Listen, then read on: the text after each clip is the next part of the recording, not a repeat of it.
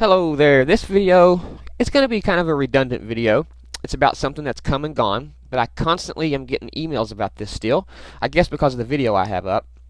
And it's going to be about the Courier. Okay? So, and why Microsoft didn't do it. But first off, I was asked a question about a good cloud app sharing service for movies and photos, kind of like Dropbox. And, coincidentally, on MacBreak, I seen this app, and it's called Cloud App. And you download it, and it's free, and you can upload videos, photos, or whatever, and it'll give you a website, a web link, and you can just share that web link. It's completely free. I haven't run into no limit of what I can upload so far. And you have this little cloud menu bar icon that lets you open up your web interface, and this is where you can upload your images, your bookmarks. You just say upload file, pick it, just like YouTube. As you can see, I have one test video uploaded just to see what it was like. It was a 40 meg video, went quick, and it really don't kill the internet while I'm uploading to Cloud App. So check it out. It's called Cloud App, and it's completely free. A great web sharing service if you want to share the occasional video, photo, and stuff like that. Check it out. It's worth your time. So now let's move on to why I'm here. I found this video, and I'm going to go through and highlight a few things and try to explain Microsoft didn't do this because they couldn't.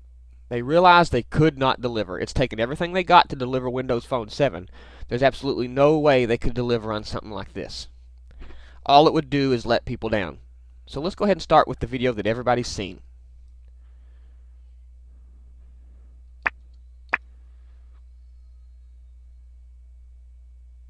Hi, I'm Marcel, and I'm a trend researcher. I'm just starting a new job helping West Elm design a new line of furniture. Today's our first meeting, so I open up my address book and see, the first thing I notice is the Courier, she says she opens up her address book, but when they show the screenshot, it's just automatically there at her address book. It doesn't show the home UI. It doesn't show if she had to access an app or if she had to access a menu to get to this contacts here in this map.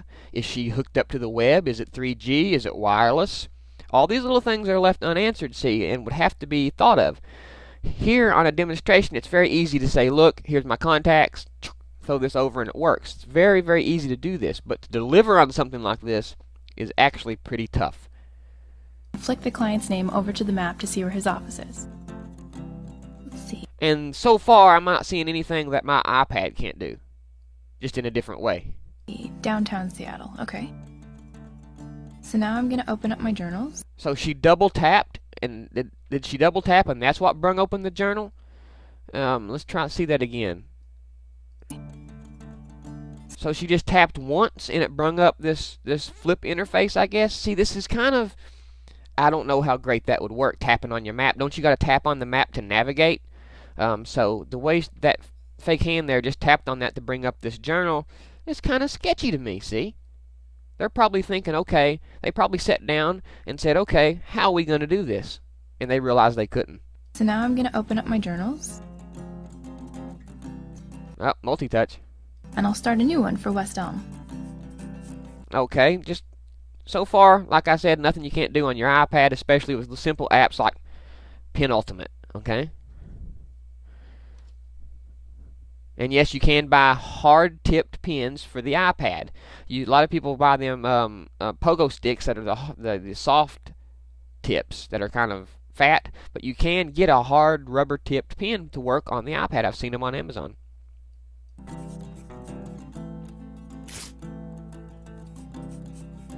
Now I want you to notice the handwriting. I'm sorry, maybe they've come up with some space-age new pen to be able to write with, but from my experience on writing with a pen, no matter how great, even when it comes to the $400, $500, $600 Cintiqs or Wacom tablets, $1,000 Cintiqs, I cannot write that small, that close together, and that neat. And I don't think anybody else can either. I think this is pure bullshit. Okay, so I've got some to-do things from the kickoff meeting. I plan to collaborate with West Elm's designer, so I give him access to this journal. Okay, so far nothing spellbinding or spellbinding, whatever the word is. Okay, now she takes us to an interface that says apps by doing the multi-touch. Okay, so I'm assuming if the multi-touch on the left screen accesses your app screen, you're not going to be able to use multi-touch to pinch and zoom and stuff, right? So is the functionality on the left screen limited? Does multi-touch on the left screen perform a different action than multi-touch on the right screen? Because from what I just seen, they pinch to zoom to bring up the app screen, and on the other side of the journal, on the other side of the Courier, she pinched to zoom in on her journal text. So this is very inconsistent. Pinch to zoom on the left screen does something than pinch to zoom on the right screen. You see, this is inconsistent. It confuses users, and this is not Apple. And it's the little things like this that people don't think about. This project will be my life for the next few Apple does think about those things. weeks. So I hold the home button, and now it's set as my home page. So she holds the home button, and now it's set as her home page. Okay, what's the original home page look like when it comes out of the box? There's just too much theory involved in this. Too much if. After the meeting, I head over to the Materials Expo and take some photos of veneer samples I like. You see, look at her taking photos. Did you notice that? It's got her going around and taking photos with her Courier, yet she has to tap to take the photo. So how is she going to tap to take the photo and move this Courier around with two hands? Does she have to close the Courier? Because if you close the Courier, you're not going to be able to see the screen and the picture that you're taking, and you're not going to be able to tap the screen. So the Courier has to be open to take the picture. So obviously you're either going to have to hold it up with one hand like this and try to tap to take the picture, or you're going to have to hold it with two hands and use your tongue to tap to take the picture. So you tell me, with a two-handed human being, how are they going to hold this Courier and take a picture? Since obviously it has to be open to take the picture, because if it wasn't open you wouldn't see what you was even going to take the picture of. So that's my main question. How do they expect people to take pictures with just two hands with this device? Completely bunk is what this is. Oh, tap, there's another photo. I guess she's just holding this big Courier out here with one hand. I'm sure from side to side it's at least, what, 8 inches? Surely it's 9, 10 inches, a 10-inch device. Surely it's not just this big, because if it's just this big, it'd be useless. So, in order, like I said, in order to tap and take a picture with it open, you'll have to hold it with, what an awkward bunk of a fucking design.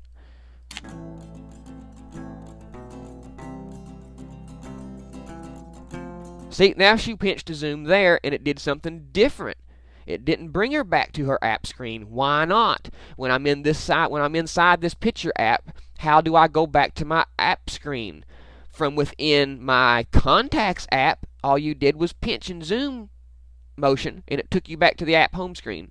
Okay? Now you're doing the same pinch and zoom motion inside this photo app, and it's spreading out the photo albums.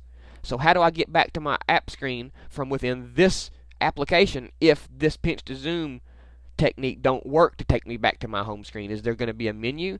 So there already I'm seeing complete inconsistencies across the UI. Some apps use pinch to zoom to take you back to the home screen, and some apps use pinch to zoom to actually pinch to zoom. Completely and inconsistent UI. Everything so far is just complete and utter bollocks and pure theory. And Microsoft knew it. This dark wood texture could work for this project, so I drag it into my West Elm journal. Just want to make sure I remember this one. Okay, nothing revolutionary here. Okay. Again, nothing my iPad can't do. Having two screens like this would just be completely awkward, because in order to work with it like they're working with it, I would have to have it sitting on a table. I couldn't hold a dual screen device with one hand and work on it like I can my iPad. And from the looks of the size of the hand in this photo, the Courier wouldn't have been very big. And that, to me, is just like, why do I need it? Now I do little online research. Yeah, I mean, it's the size of the palm of her hand. Let's back that up. Now I do little online research. See? Look at that. The Courier's not much bigger than her palm of her hand, a woman's hand. So you tell me, how big and useful would this Courier have really been? It would have to be that small in order to use it like they're using it. And if it's going to be that small, you can shove it up your you-know-what. Research. I pull up the web and check out some design blogs. Now it pulls up the web. I didn't see how she done that. Let's go back. Okay. Now I do a little online research. See, she brung up this, again, this UI, this scrolling UI to scroll between applications, and I didn't even see how she done it. What gesture did she even use? There's no buttons. Is there a button at the very bottom there? If I look real close, maybe there's a button she hit. I pull up the web and check And there again, she's pulling up the web. Is it 3G? Is it wireless? out some design blogs. You got to pull down like that to access the menu, the address bar. Oh, clunky. And you got to write in your address. There's no keyboard. I can't type. You're telling me writing is my only method of input on this thing? Good Lord.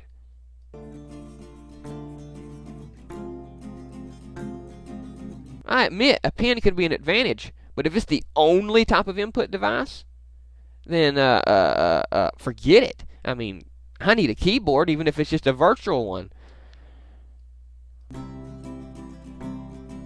So I'm going to drag this over into And that don't always work because some websites won't let you save their images. my journal. Notice it's not going to show us anything, any videos playing. See what else is there. Cumin extravagance. Let's keep this. So I cut and paste it and put it in my journal. Okay, that's a pretty cool little innovative feature to be able to circle something and cut it out. Take a screenshot of this area you encircle.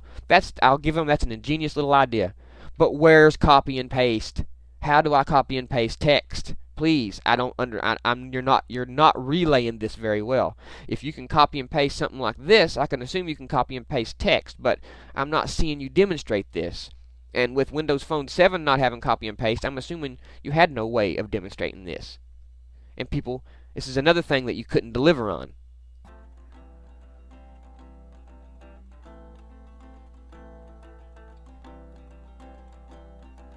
Now that I've collected all this stuff, it's time to make... Now she's got her journal on both pages. How did she bring up the one app to spread across 2 pages? How did she get it to do that?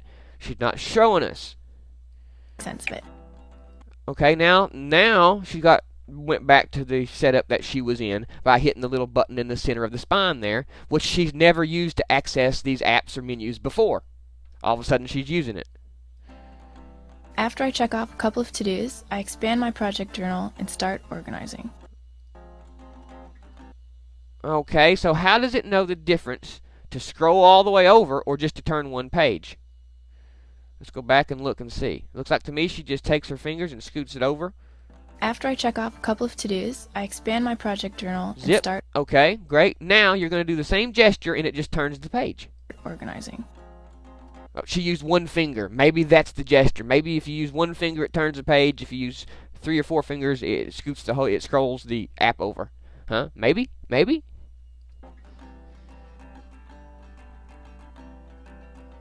Wait. Notice something here? There's nothing here. Nothing here, right here in this spot. Let's play. After I check off a couple of to-dos, I expand my project journal and start organizing. Boom! All of a sudden, wait a minute, we have this little tab here. It was never there in her journal before, and she's been in her journal in the previous minutes of this video, and when the video first started she showed us her journal, and this little tab wasn't there. Now all of a sudden it's materialized out of nowhere. Organizing. You see it? I'm going to change this paper. Well, what did she do there? Now she's accessing the corner. Okay, maybe if you touch a corner, it lets you fold up the corner like that. Usually, if you touch a corner like that, it turns the page. But maybe Microsoft would have it set up differently. I'm going to change this paper to graph paper to make it a little bit easier. On one page, I narrow down my images. Okay, where does that image go? Does it delete it? Does it throw it to a trash? Is there a trash you're going to have to worry about emptying? On the other, I create some themes and pull over the images that work with each one. Are all these apps still running at once? Are you multitasking? Or are you having to quit each app? What processor is going to be in it, or would have been in it? Like this one. This group seems like a good group. I'm going to All that stuff just faded out. Now she's over here again. work with this. So I drag it into the pocket while I open up a new page. and I start to lay things out where they think they make sense. There's pinch and zoom again. It scaled her photo. So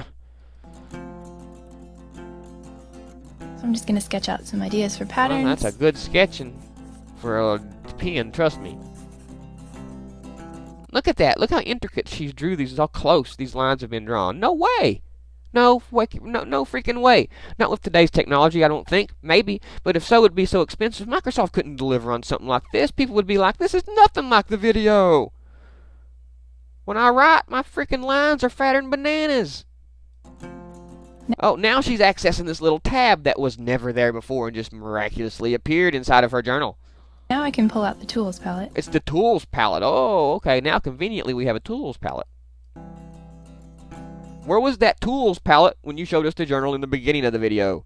This video is so inconsistent across its UI and its abilities that it's no wonder Microsoft canned this. Maybe Ballmer's smarter than you're giving him credit for, and he had the foresight to see that this was going to bury them in R&D if they didn't kill it before it got started. They had to kill it before it started snowballing. I think I'll play with They was going to be up to their balls. Up to their balls, which is hanging off their fucking chin at Microsoft. They'd been up to their balls in R&D for this thing. And advertising. new colors. And defending it. See, something like this needs to wait until something like the Windows Phone 7 OS gets mature. And when the Windows Phone 7 OS gets mature, then they can maybe transfer it over to something like this in a few years. And Ballmer may have hinted towards something like that in one of his interviews when he said they're not moving away from the tablet idea. That's still a main vein in their company. So maybe that's what they're doing. They're waiting for Windows 7 Phone to mature enough to where they can make something like this happen. I mean, just think about it. The iPhone come before the iPad, no matter what was conceived first. Apple matured its OS before it come out with the iPad. I think the warm color tones are going to work for this project. Okay, she's just putting some colors in there.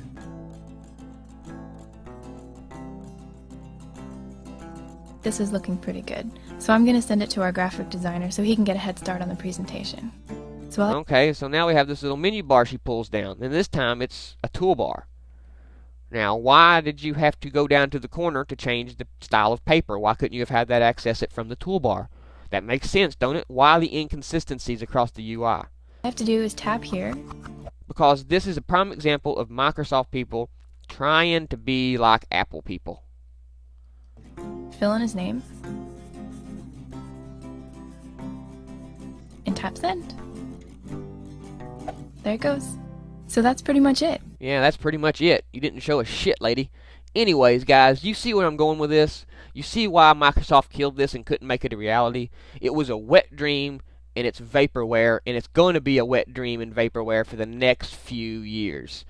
Get over it, guys. Quit sending me emails saying I'm wrong about the Microsoft Courier versus the iPad. The Courier would have killed the iPad. So get off that bullshit, because that's exactly what it is. Bullshit. OS 10, brothers.